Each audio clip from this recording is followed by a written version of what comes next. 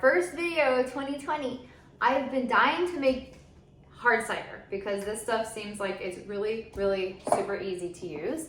And so I am going to make this. I'm gonna make a gallon of it and some of the things that I know that we need. And this is my bucket here. I have the sanitizing solution in there. It is this Star San right here. It's a little bit of a mess, but it's okay. And actually, so one of the main things about fermenting is that you really want everything to be really super sanitized so that you're not introducing bacteria. So this is one of the main things that I've learned. Okay, so you can use regular juice, which is awesome, nice and easy. I actually prefer to press my own juice and stuff like that, but I need to get a press and you need to buy like a million apples, and it's not like I have a farm that I could get this stuff from my backyard.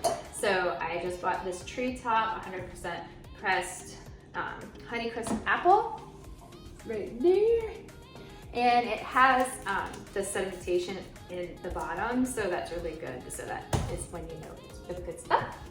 We need a funnel because I am not going to be fermenting these in these containers. I want to do it in my carboy. I prefer glass over plastic any day of the year, but yeah, so that's with that. So we're gonna sanitize the funnel. This is an airlock. I had one of those S airlocks, but for my ginger beer, the problem that I had come across is that it looks like it's stuck. I went to my beer guy and I said, hey, it's doing this. And I showed him a picture and he was like, oh yeah, it looks like it's stuck, or you're defying gravity in your house. So I know I'm not defying gravity by any stretch of the imagination. He says this is his favorite airlock. So I'll be using this one. So it has a fill line. I don't know, maybe you can see. I'm using a new camera lens, but anyway, there's a fill line here and you can fill that with the sanitation stuff. And then what happens is as the carbonation or the CO2 is coming out from the fermenting, it will move this around and bubbles will go, and it helps to keep bugs from getting in there. So we are going to sanitize that. Next, we are using yeast because this is a dry ale yeast. I can't say it, Safal S-O right here. So this yeast, this is a dry ale yeast. You can use like champagne yeast. There's other, I heard you could use regular bread yeast, but I'm just gonna, I have this already. Well, I already have bread yeast, but whatever. Screw it. I'm gonna use this. This is enough for 5 gallons. I'm only making 1 gallon, so I'll use like half of it. Throw that in to sanitize that. This is a yeast nutrient. Actually, I'm just gonna go like this. That's way easier. We moved. I have a new kitchen. This is my first time recording, so I'm just going to try to figure all this out. So this is the yeast nutrient. This I will put a little bit in with the yeast. I'm not gonna sanitize that. This is a bunghole. This is what you put the airlock in. It will go in the carboy like this, and you put in the airlock, and then as it's fermenting, it'll put bubbles. So we're gonna sanitize that too.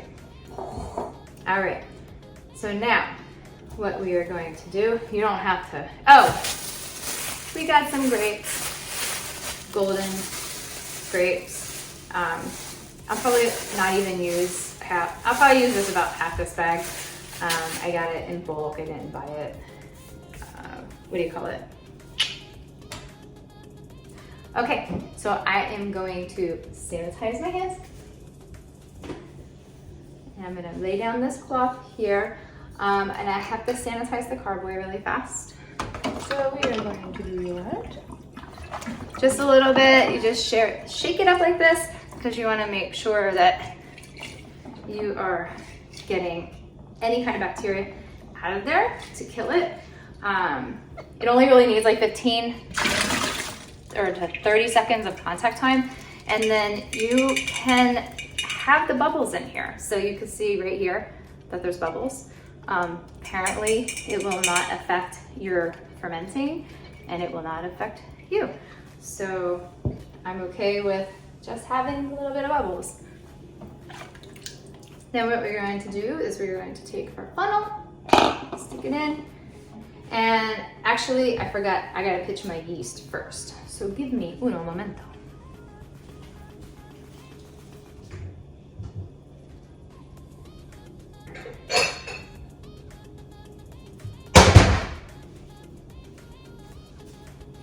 Okay, so I am going to sanitize this really fast. Not that I think I need to, but better safe than sorry, right? So we are going to put this in here. Now my hand is wet and I can't find my yeast. There it is. It's in here. And then I've had this in the refrigerator, but I am going to close it up and then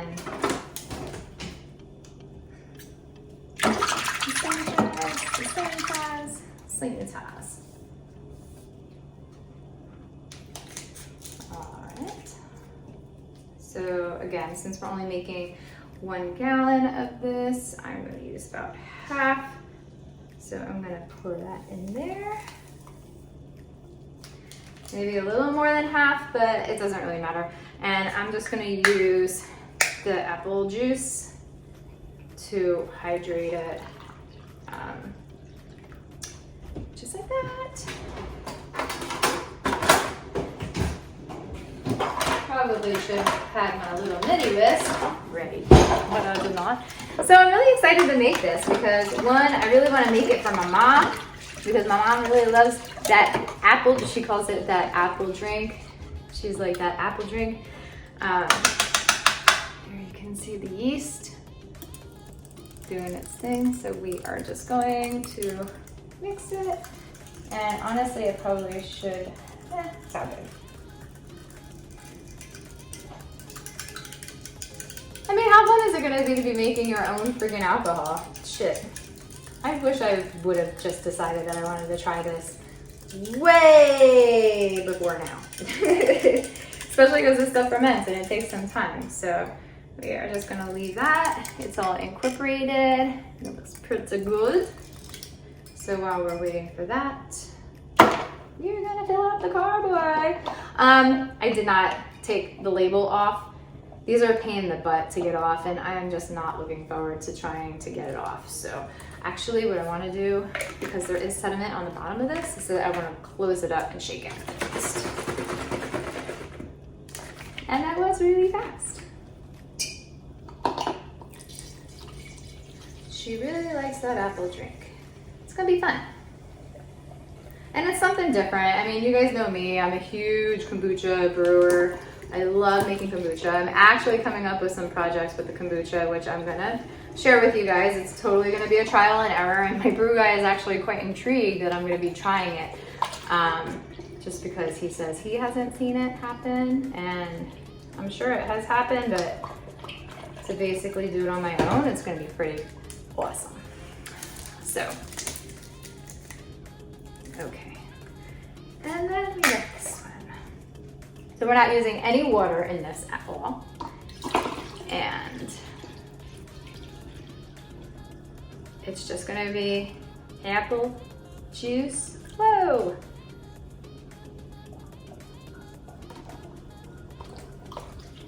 And yeast. I'm not even putting extra sugar because there's already sugar in here. So, oh my God, it smells so good. Like really good. I love me some apple juice. Okay, and then we are just gonna move this out and put it in there. Voila, that's it. Apparently, that's all you have to do. So what I'm gonna do is I'm gonna grab the bung, because one thing that you do want to do is that you want to aerate this. You want to have, what do you call it? You want to oxygenate, give it some oxygen for the yeast to work with, I guess. Oh my gosh, this is gonna be, it's a little wet. So hold on a second. All right. That should work better. I did measure to make sure. So now you just wanna work it, shake it, shake, shake, shake, shake, shake, shake, shake your booty, shake your cider. So, oh, I forgot my hydrometer. I knew I was forgetting something. I went to go buy a graduated cylinder yesterday, and I just got a little lazy, and it did not.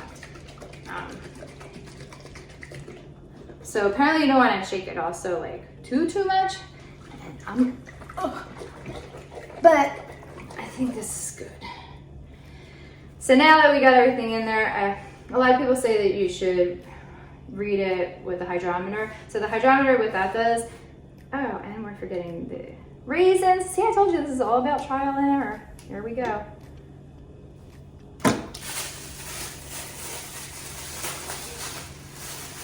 The raisins are going to give the yeast some of the nutrients. So what I'm going to do is I am just taking a handful and I'm just going to pop them in there. And this is like perfect headspace, and especially with the airlock, that's going to keep it from exploding, because God knows I do not want to have anything exploding. So there are our raisins. Yum. Need to go get my hydrometer. Okay, so I had totally forgotten about the hydrometer. So that is going to measure our potential alcohol by volume, and we are going to be able to see where this is going to be. So we are going to do that right now. And I forgot the yeast nutrient also, but I'll put that in afterwards. So here we go. This, stick it on here. My tube is right here. It's like a science project. All right.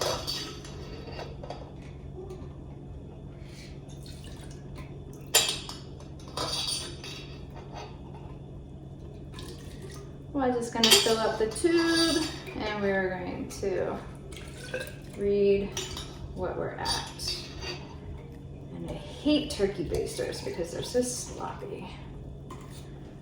Okay, so now we're going to put this here, and our hydrometer is this buddy right here. There's a whole bunch of different readings on here, but the one that we go is with a specific gravity, and that one is going to give us our number so that we can kind of figure out where we need to be.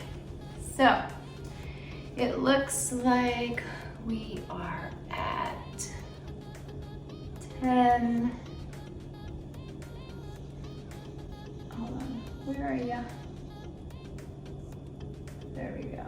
10:50. We're exactly at 10:50. Okay, so we're gonna see where we can get this to go on alcohol by volume. And then, because we didn't do anything, I'm just gonna pour this right back in here. Oh no! Now maybe it's like a 10:49. It's all good. All right, so we are just going to clean up our mess. And I'm gonna shake it one more time. We're gonna throw in the airlock, and then we should be good. And then we wait for some cider.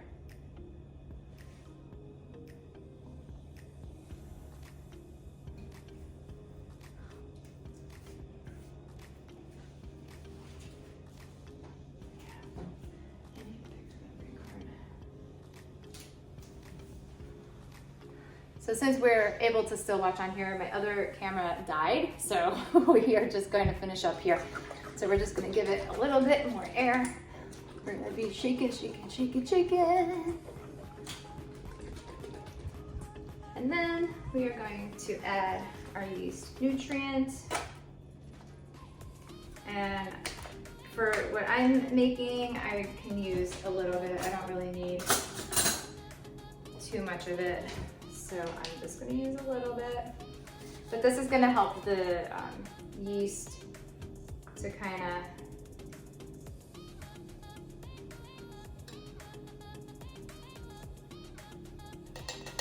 feed and produce and make some alcohol, so it's going to be really good. Get in there, and then we're going to shake one more time because I forgot to stick it in.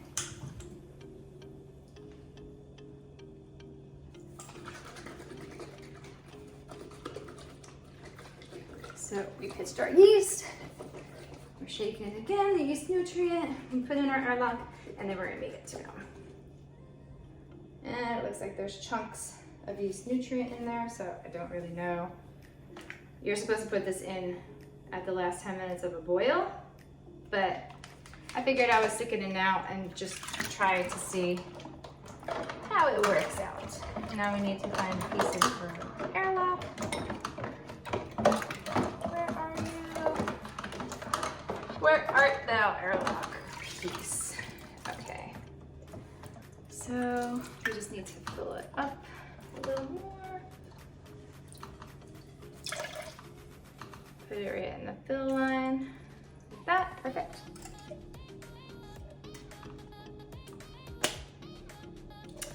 All right, cool. So this is in here really well. I'm just going to dry that off, and we are going to stick the airlock into our bunghole, push it down, and then we wait, and that's it. That's all we have to do. Everything is ready. We are ready to make some cider. Yay! I'm excited about this. I can't wait to give it a try. So we're gonna let it see what's doing in a couple of days, and that's about it. I'm gonna go stick it in my little fermenting cabinet where I have a little heater that keeps the temperature to about 71. And that's just because my house gets really, really cold, and I need to have a better way of regulating the temperature. We do not have air conditioning in this house, unfortunately, but we're literally a mile away from the ocean, so we get nice breezes and stuff. However, some days it really does get super hot. So, you know, depending on other stuff that I'm fermenting, I think other stuff might ferment a lot quicker than what I'm doing right now. But I'm really excited to see how this works. And like I said, it's all about trial and error. So we'll see what happens. All right, guys. See you later. Bye.